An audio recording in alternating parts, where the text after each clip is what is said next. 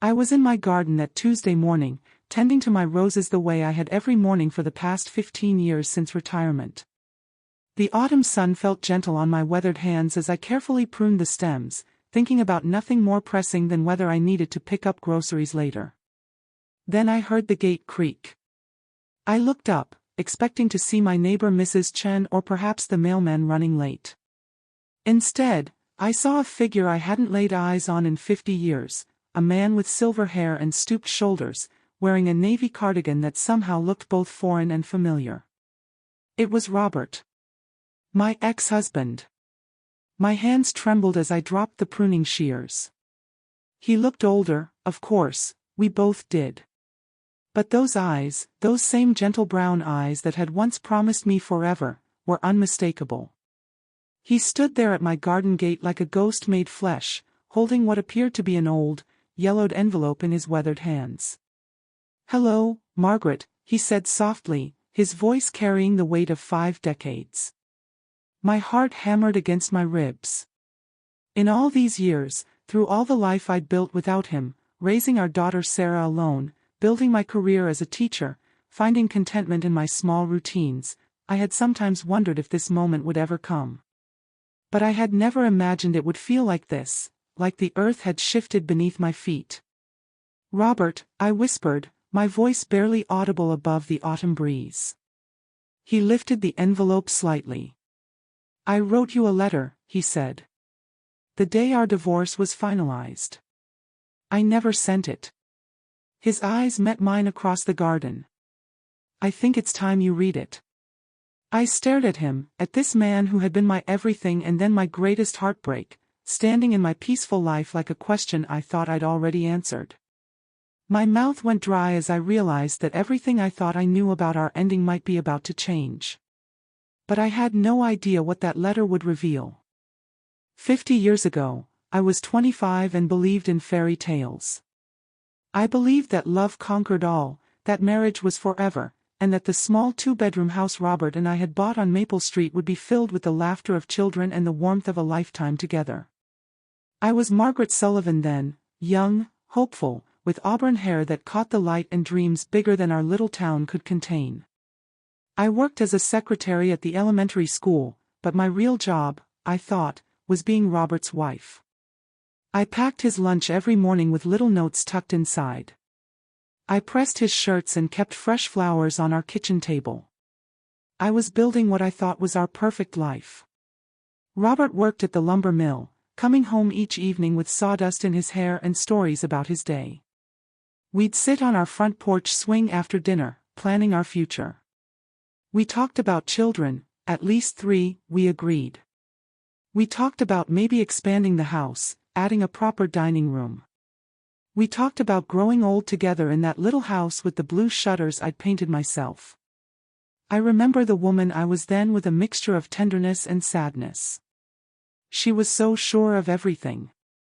So sure that the man beside her on that porch swing would always be there. So sure that the way he looked at her, like she was the most precious thing in the world, would never change. But life has a way of testing our certainties. The cracks began small. Robert started working longer hours. The conversations on the porch grew shorter, then stopped altogether.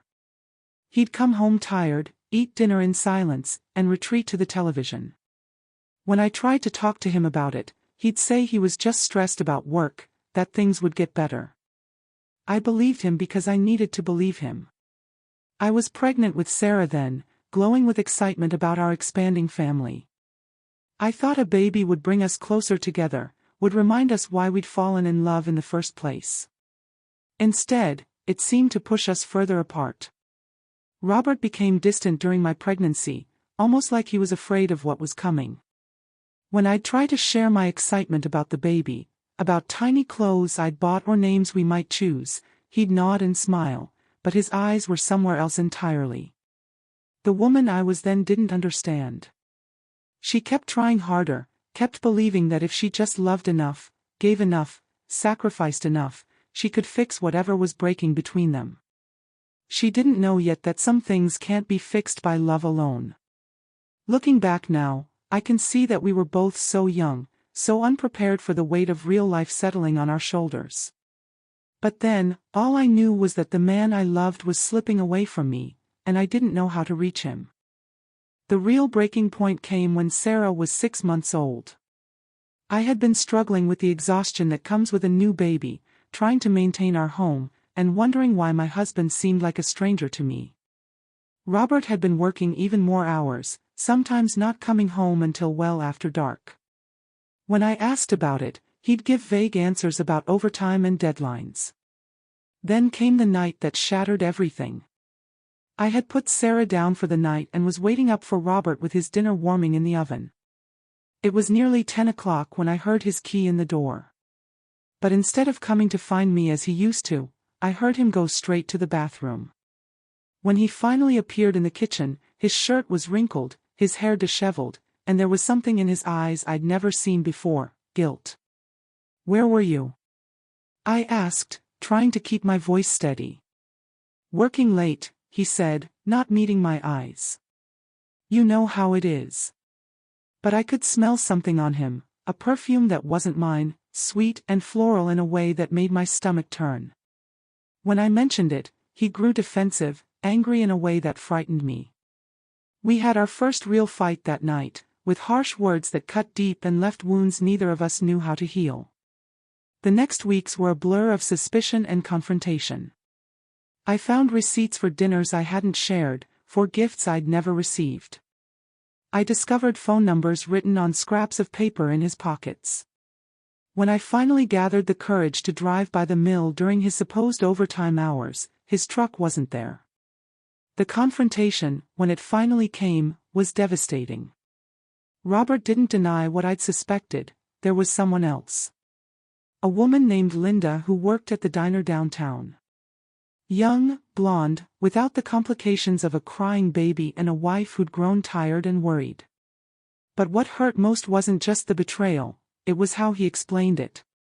He said he felt trapped, that he'd never expected fatherhood to be so overwhelming, that he'd panicked when he realized how much his life had changed. He said he loved me, but he didn't know how to be the husband and father I needed him to be.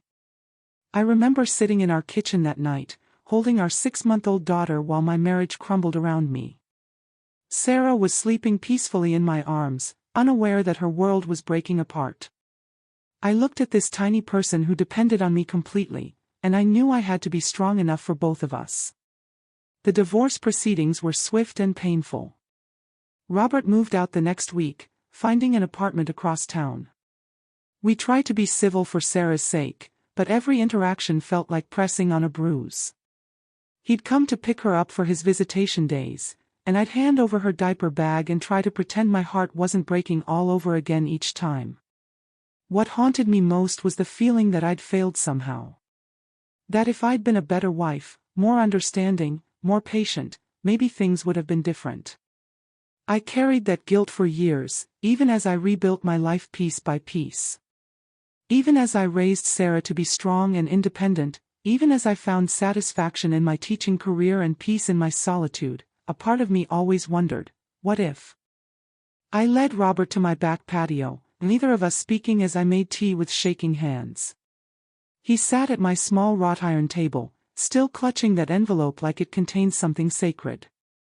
The autumn air felt charged between us, thick with unspoken history. "I don't even know where to begin," he said finally, his voice rougher than I remembered. "The beginning might be good," I replied, surprised by how steady my own voice sounded. He nodded and held out the envelope. It was old, the paper yellowed and soft at the edges. My name was written across the front in Robert's careful handwriting, the ink faded to a rusty brown. The postmark was dated October 15, 1974, the day our divorce was finalized. My hands trembled as I took it from him. For a moment, I just held it, feeling the weight of 50 years of silence between us.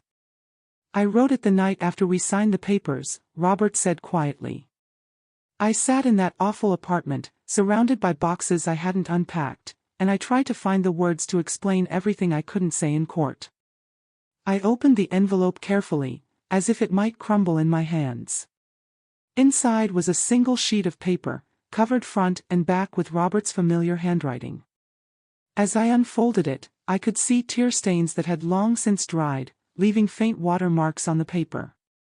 My dearest Margaret. I know I have no right to call you that anymore, but I don't know how else to begin. Today we ended what I once believed would last forever, and I am sitting here knowing that I am the one who destroyed the most precious thing in my life, You looked so dignified today in that courtroom, holding Sarah and answering the lawyer's questions with such grace. I wanted to reach across that table and tell you that everything I said was wrong, that I never meant for any of this to happen. But I knew I had forfeited that right the moment I betrayed your trust, I need you to know the truth, even if it's too late for it to matter.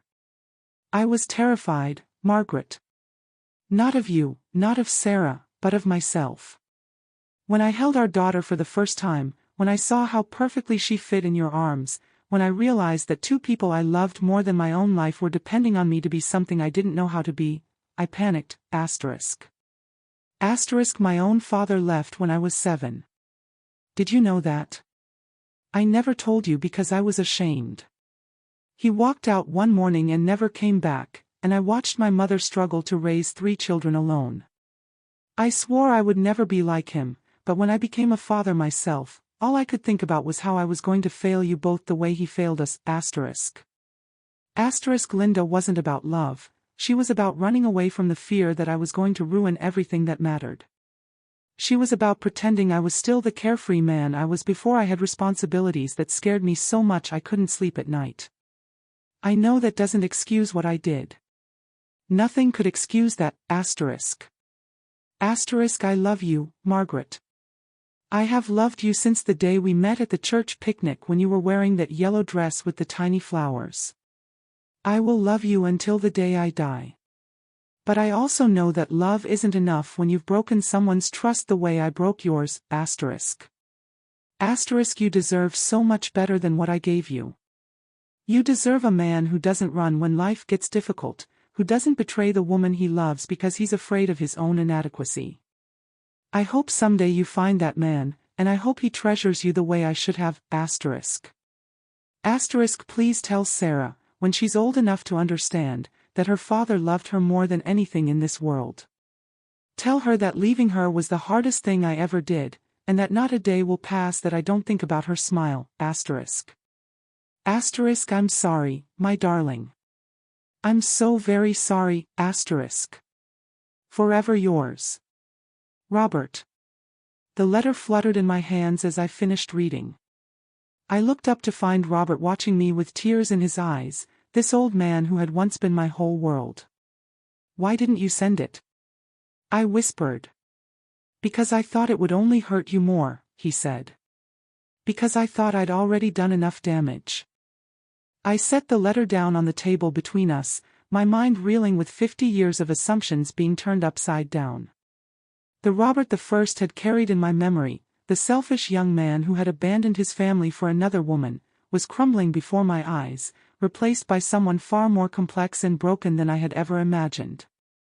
Your father left, I said quietly. It wasn't a question. Robert nodded, his weathered hands folded tightly in his lap. When I was 7. One morning he just wasn't there anymore. Mom never talked about it, just told us he was gone and we needed to be strong. I spent years wondering what I had done wrong, why I wasn't enough to make him stay. I felt a strange ache in my chest. In all our years together, he had never mentioned his father's abandonment. I had known his father was absent, but Robert had always deflected my questions with vague references to work or illness. Why didn't you tell me? I asked. We were married, Robert. We were supposed to share these things. He looked out at my garden, at the roses I had been tending that morning when my world shifted. I was ashamed, he said simply. You came from such a loving family, with parents who adored each other. I didn't want you to know that I came from brokenness. I thought if I just never talked about it, it wouldn't matter. But it did matter, I said, understanding beginning to dawn. It mattered when Sarah was born. The moment they put her in my arms, Robert's voice cracked. All I could think was, I'm going to mess this up. I'm going to hurt her the way my father hurt me. I looked at this perfect little person, and I was terrified that I had his weakness in me, that I would wake up one day and walk away from everything that mattered. I remembered those months after Sarah's birth, how distant Robert had become, how he'd seemed almost afraid to hold her. I had interpreted it as lack of interest, maybe even resentment. I never considered that it might be fear. So you left first, I said, the pattern becoming clear. Before you could abandon us the way he abandoned you. It made no sense, Robert said, wiping his eyes with the back of his hand. I know that now. But I was 26 years old and scared out of my mind, and all I could think was that if I was going to destroy everything anyway, maybe it would hurt less if I did it quickly. And Linda? Robert's face flushed with shame. Linda was an escape. A way to pretend I was someone else, someone without responsibilities I was terrified of failing at.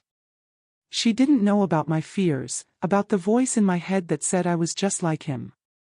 With her, I could pretend to be the carefree man I was before I had so much to lose. I sat back in my chair, processing this revelation. For 50 years, I had carried the wound of his betrayal, the belief that I hadn't been enough to keep him faithful.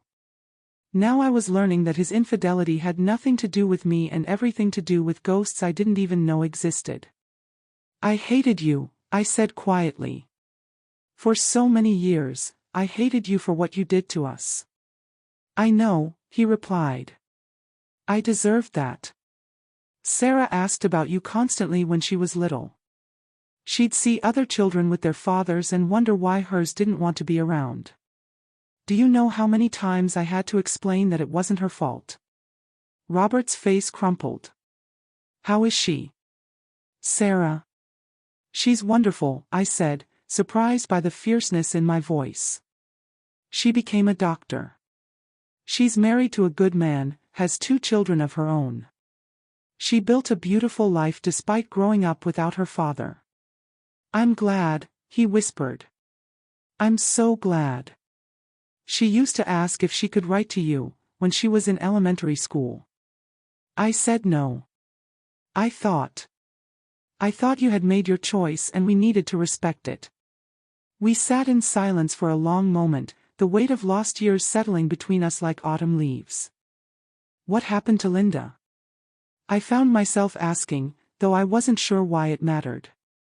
Robert's smile was sad and ironic. She left me 3 months after our divorce was finalized. Turns out, a man who would cheat on his wife and abandon his child wasn't the reliable partner she thought she wanted. Who could have predicted that? Despite everything, I felt a small, unworthy satisfaction at this news. Then, immediately, I felt ashamed of that satisfaction. I deserved it, Robert continued. I deserved every lonely year that followed. I never remarried, Margaret. I tried dating a few times over the years, but every woman I met, I compared to you. And they all came up short. That's not fair to them, I said. Or to yourself. No, it wasn't. But it was the truth. He leaned forward slightly. I want you to know that I tried to be a better man after you left. I went to counseling, tried to understand why I had sabotaged the best thing in my life. I learned about fear and abandonment and all the ways we hurt the people we love when we don't face our own demons. Did it help? Eventually. But it was too late for us, wasn't it? I didn't answer immediately. I thought about the years I had spent rebuilding my life, learning to be strong on my own, finding peace in solitude. I thought about the men I had dated over the years, good men, kind men, but none who could compete with the ghost of what Robert and I had been before it all went wrong. I waited for you to come back, I admitted. For the first few years, every time there was a knock at the door, part of me hoped it would be you, saying you'd made a terrible mistake. I wanted to, Robert said. God, how I wanted to. But I thought I'd hurt you enough. I thought the kindest thing I could do was stay away and let you heal. Maybe it was, I said. Maybe we both needed those years to become who we were supposed to become. I looked at this old man sitting across from me, and I tried to reconcile him with the young husband who had broken my heart. The Robert the first remembered had been handsome and charming but ultimately weak when tested. This Robert seemed weathered by life but somehow more solid, more real. I forgive you, I said suddenly, the words surprising me as much as they seemed to surprise him. Robert's eyes widened. Margaret. I forgive you, I repeated, more firmly this time. Not because what you did was okay, it wasn't. But because carrying that anger for 50 years has been exhausting, and because I understand now that you were just a scared young man who made terrible choices. Tears rolled down Robert's cheeks. I don't deserve your forgiveness. Forgiveness isn't about what you deserve, I said, reaching across the table to touch his hand. It was spotted with age and felt fragile under my fingers. It's about what I need to be at peace with my own life. We sat there, two people in their 70s, holding hands across a small table while the autumn sun set behind my garden. For a moment, I could almost see us as we had been, young and in love and full of hope. But I could also see us as we were now, scarred by life but still breathing, still capable of grace. I kept track of you, you know, Robert said quietly. From a distance. I knew when you graduated from college, when you became a principal, when you bought this house. I was so proud of everything you accomplished. You could have reached out sooner. I was afraid, he admitted. Afraid you'd slam the door in my face. Afraid you'd moved on completely and I'd just be reopening old wounds. Afraid that seeing you again would break my heart all over again. Why now, then? Why today? Robert was quiet for a long moment. Because I'm 76 years old, Margaret, and I've spent half a century carrying regret like a stone in my chest. Because I realized that if I died tomorrow, you'd never know how sorry I was, how much I loved you, how much I've missed you every single day. His words hung in the air between us, heavy with truth and loss and the weight of time that couldn't be recovered. What do we do now? I asked. I don't know, Robert said honestly. I didn't think past giving you the letter. I just knew you needed to read it. After Robert left that evening, promising to call in a few days, I sat in my living room holding his letter and feeling like my entire life story had been rewritten in the span of an afternoon. The woman who had gone to tend her roses that morning was not the same woman who was sitting here now, seeing her pass through completely different eyes. I thought about the years I had spent as a single mother, working 2 jobs to make ends meet while Robert was across town struggling with his own demons. I thought about the nights I had cried myself to sleep, wondering what I had done wrong, why I hadn't been enough. I thought about the walls I had built around my heart to protect myself from ever being hurt that way again. All of it, all that pain and anger and careful self-protection, had been built on a foundation of incomplete truth. I wasn't excusing what Robert had done. Betrayal was still betrayal, regardless of the fear that motivated it. But understanding the why behind his actions had shifted something fundamental in my chest, like a knot that had been tied for 50 years suddenly loosening. That night, I called Sarah. Mom. Her voice was concerned when she heard my tone. Is everything okay? Your father came to see me today, I said. The silence on the other end of the line stretched so long I wondered if the call had dropped. Sarah. I'm here, she said quietly. I never thought I'd hear those words. How do you feel? I considered the question. How did I feel? Shaken, certainly. Confused. But also, unexpectedly, lighter somehow. He brought me a letter, I told her. One he wrote the day our divorce was finalized but never sent. Sarah, there were things about your father's childhood, about why he left, that I never knew.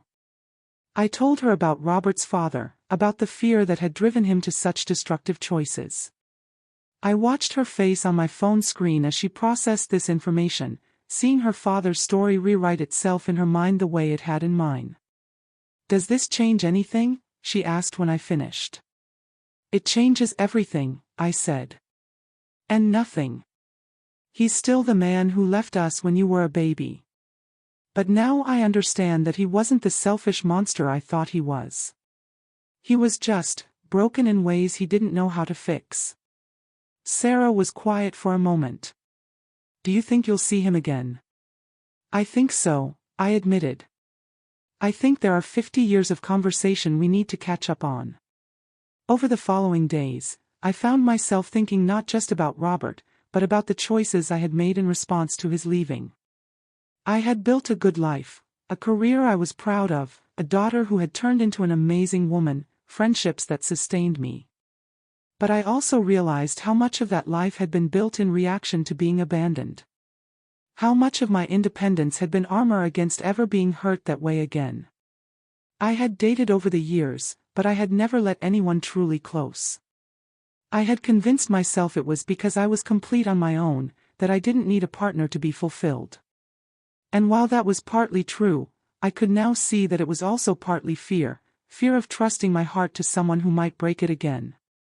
A week after Robert's visit, I sat down at my kitchen table with a pen and paper. If he could write me a letter 50 years after the fact, then perhaps I could write one too. Not to send, necessarily, but to process the thoughts and feelings swirling through my mind. "Dear Robert," I began, then stopped. What did I want to say to this man who had shaped so much of my life, both in his presence and in his absence? Your letter answered questions I didn't even know I was still asking. For 50 years, I believed that your leaving was about my inadequacy, that I wasn't pretty enough, interesting enough of something to keep you faithful. Learning that it was really about your fear, your unhealed wounds, doesn't excuse what you did, but it does free me from a burden I've been carrying all these years. I want you to know that I became strong after you left. Not just survivor strong, but genuinely, deeply strong. I learned that I could take care of myself and Sarah. I learned that I could build a meaningful life even when it looked nothing like what I had planned. In some ways, your leaving was the greatest gift you could have given me, though I know that wasn't your intention. I also want you to know that Sarah is extraordinary. She has your eyes and your stubborn streak, but she also has a strength and integrity that came from watching me rebuild our lives from scratch. She became the kind of person who doesn't run when things get difficult, who faces her fears instead of fleeing from them. I think you would be proud of her. I don't know what happens next. We're both old now, carrying decades of separate experiences and separate growth. We're not the same people who fell in love at that church picnic or who broke each other's hearts in that lawyer's office. But maybe that's okay. Maybe this isn't about recapturing what we lost, but about finding peace with what was and what is. As I wrote, I felt something shifting in my chest, a lightness I hadn't experienced in years. Not the giddy lightness of young love, but the deeper peace that comes from finally understanding, finally forgiving, finally letting go of old pain. 3 months have passed since that October morning when Robert appeared at my garden gate with his yellowed letter. We've met for coffee twice, walked through the park where we used to go as young marrieds, and talked for hours about the lives we built apart from each other. We're not trying to recapture our youth or rewrite our story. We're simply two old friends, sharing the autumn of our lives with someone who remembers our spring. There's comfort in that, in being known by someone who knew you when you were young and foolish and full of dreams. Sarah met her father for the first time in 50 years last month. It was awkward and emotional and healing in ways I couldn't have anticipated. She doesn't call him Dad. That title belongs to the grandfather who helped raise her, who walked her down the aisle at her wedding. But she calls him Robert now instead of that man, and they're carefully building something new from the ruins of what was lost. I've learned something important in these months. Forgiveness isn't about erasing the past or pretending the hurt never happened. It's about choosing to release the grip that old pain has on your present. It's about understanding that people are complex, that they can hurt you deeply while loving you desperately, and that sometimes the most broken people are the ones who need grace the most. Robert and I will never be what we once were, and that's as it should be. We're different people now, shaped by decades of separate growth and hard-won wisdom. But there's something beautiful about this unexpected chapter in our story, this chance to see each other clearly, to forgive completely, and to find peace with our shared past. If my story has touched you in some way, if it's reminded you of your own unfinished chapters or unhealed wounds, I hope you'll take a moment to share it with someone who might need to hear it. Life has a way of offering us opportunities for healing, even when we least expect them. Sometimes all we need is the courage to read the letter, to have the conversation, to open our hearts to the possibility that understanding can transform even our deepest pain. Life always gives us one last chance to heal, if we're brave enough to take it.